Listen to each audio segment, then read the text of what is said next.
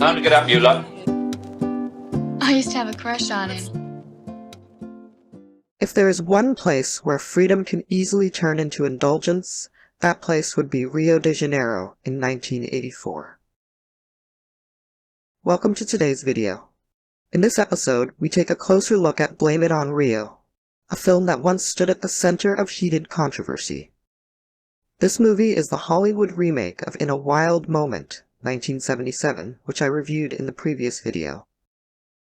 More than just a comedy, Blame It on Rio is a story of deception, where moral boundaries are tested under the relentless Brazilian sun.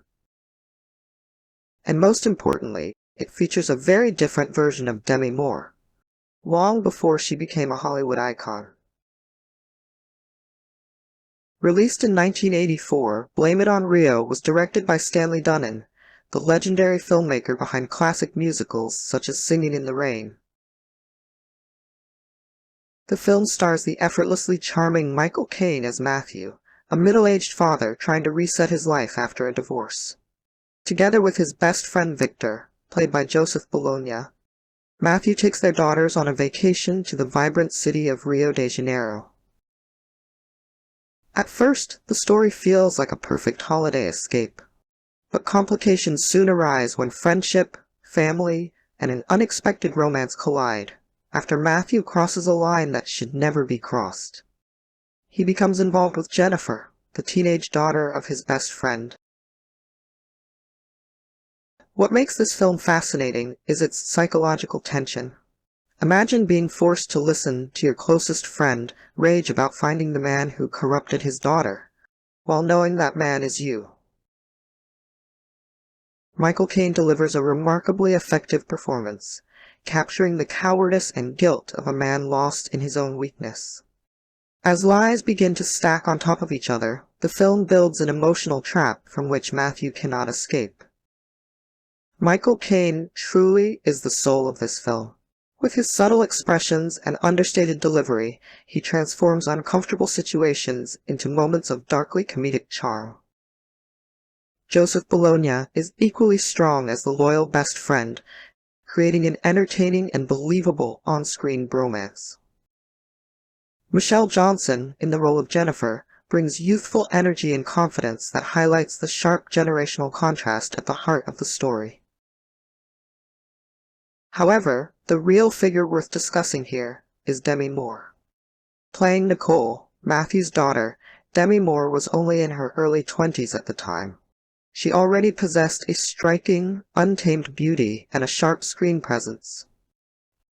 Although Nicole is not directly involved in the film's central scandal, her character reflects the collapse of trust within the family. She represents youthful rebellion and the quiet awareness young people have when adults fail morally.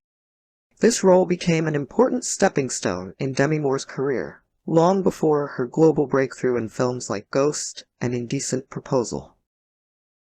Looking back at Blame It on Rio, we can clearly see the early signs of stardom already present in her gaze. From a historical perspective, Blame It on Rio is a very specific product of 1980s Hollywood. It comes from an era when films frequently tested moral boundaries under the label of comedy or romance. By today's standards, this approach would be considered unacceptable. Yet that is exactly what makes the film an interesting case study in how social norms evolve over time. Behind the film's sun-soaked imagery lies a harsher reality. Director Stanley Donen faced intense criticism for tackling such a sensitive subject. Michelle Johnson, who was only 17 years old during production, reportedly required legal supervision to participate in certain scenes. Meanwhile, Rio de Janeiro itself becomes more than just a backdrop. It functions almost like a third character, seductive, chaotic, and overflowing with temptation. From bustling streets to golden beaches, the city radiates a heat that mirrors the character's moral disorientation. Ultimately, the film raises an uncomfortable question. Can we truly blame it on Rio? Can we blame the atmosphere, the music, the alcohol, Or does the responsibility lie within individuals who fail to recognize their own limits? Blame It on Rio is not an easy film to watch, and it is certainly not for everyone. It is a controversial time capsule, flawed, provocative, yet undeniably memorable. Stanley Donen took a bold, perhaps reckless, step into a moral gray zone and forced audiences to confront it. More than 40 years later, Blame It on Rio remains a strange and revealing slice of 1980s cinema. It is uncomfortable, problematic, and yet brutally honest about human weakness.